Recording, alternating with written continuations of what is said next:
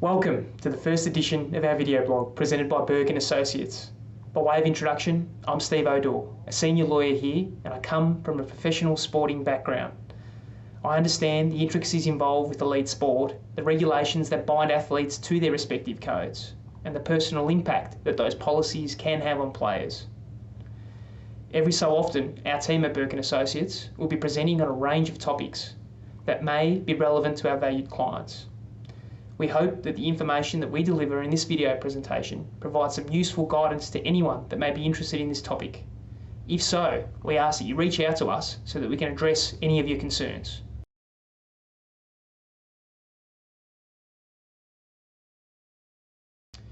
An issue that has recently dominated a lot of media attention over the last couple of weeks involves the AFL, in particular the drastic quarantine hub measures that are being proposed to allow for the recommencement of the AFL season arising from the circumstances of COVID-19. The scenario being propositioned by the AFL, which of course is a worst case scenario, are for the AFL players and their staff to be quarantined in small hubs across Australia for the purposes of playing AFL matches. The period that the matches will be played will initially be over an 8-week block. This 8-week block will comprise a 3-week pre-season, then 7 matches in 5 weeks. The players will then spend a week at home and then return to their hubs to play another 9 matches in an 8-week period. Teams qualifying for the finals would spend a further 4 weeks in lockdown.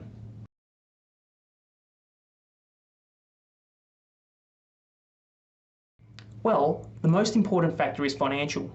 The AFL faces a financial loss of a reported $600 million.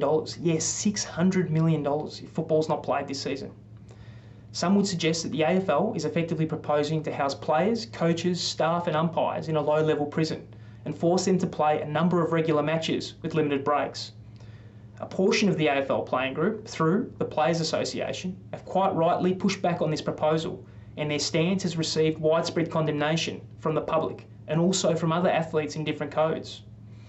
Media reports coming out of the Players Association tend to indicate that this has created a lot of anxiety amongst the playing group, in particular the toll on their families and mental health in having to deal with those stresses if such a measure was implemented.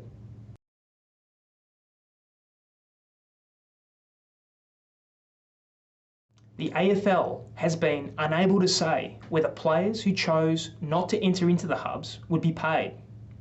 Under the terms of the emergency pay deal struck with the AFL last month, players were to be paid 50% of their wages after the 31st of May 2020 if football resumed, and only 30% if it did not. Any suggestion that the AFL players would not be paid if they chose not to participate in the proposal is therefore at odds with the pay deal that's been struck. This represents a significant issue for the players, coaches and backroom staff of AFL clubs, and the pay cuts are likely to be felt next year too, as the lost revenue from lost sponsors this season, lost corporate packages at games, and an expected drop-off in membership as unemployment rises and people examine their discretionary spend this year all need to be recouped by the AFL somehow. Player wages are not the only thing under review. So too are the overall number of AFL players on club lists. The push from the AFL is to cut the number of players on club lists to deal with the impact of COVID-19 and playing in these hubs.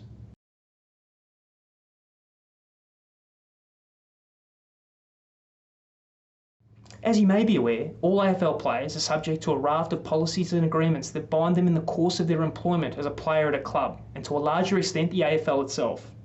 Some of these agreements include the Standard Playing Contract, the laws of Australian football, the AFL player rules, and the AFL-AFLPA collective bargaining agreement.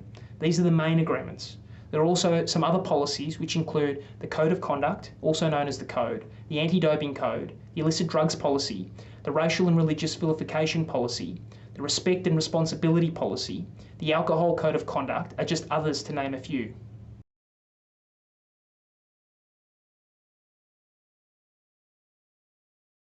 One specific aspect outlined in the CBA are the leave entitlements of AFL players, basically being 1 day off per week at the discretion of the AFL club, and 8 weeks leave at the end of the season.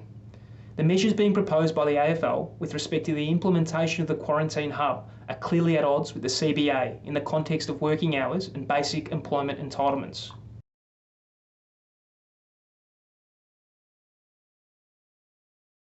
Workplace remedies are predominantly sought through Fair Work Australia.